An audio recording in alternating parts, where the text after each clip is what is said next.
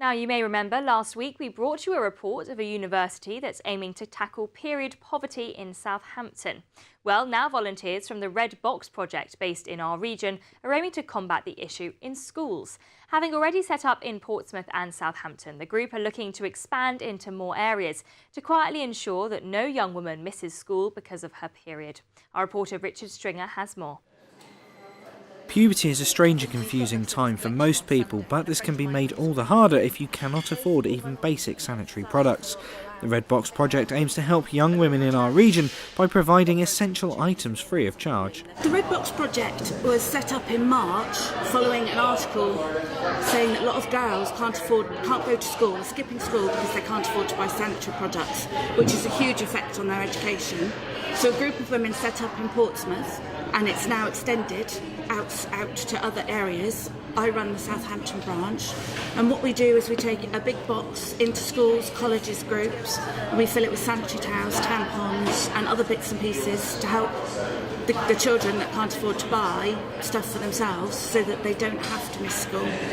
Because these products are much cheaper than they used to be, people assume that everyone can afford them because some of them are only £1, you can buy cheap ones, but it's not just £1 a month. If you've got a heavy period, it's more than that. If you've got 3 children that are all girls that need them, it builds up, and it's just, the more I do, the more I realise how much it's needed. So we leave it with a teacher, a respected receptionist or a welfare officer, and we leave posters in the toilets and then they know where to go to. All the items come from public donations and a variety of products are needed. My house looks like a sanitary towel explosion. I've had 30 of these boxes donated this week, so I can't get in my hallway. So they've all been donated. All the products inside have been donated.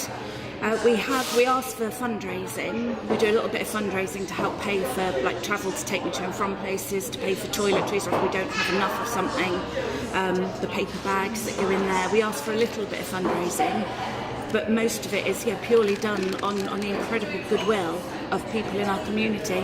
But some girls bleed lightly, some girls bleed really heavily. We've also got to take into account social context, how things are at home. Maybe the children don't know about these things because they haven't been taught them. So it's about giving them variety to try because they might not have anyone at home to talk them through it. We have own brand stuff, we have the posh brands, we have very nice brands that some people like to donate, which is very nice. But yeah, it's important to give them variety because we're not all the same and we don't all bleed the same. Well, we found going into schools that some of the girls, because they don't have enough protection, they bleed through. So we put pants in the box, new pants, they go in there. And one of the schools I was talking to was saying, well, it'd be really useful if they could have a flannel and a travel shower gel to go off and wash themselves up.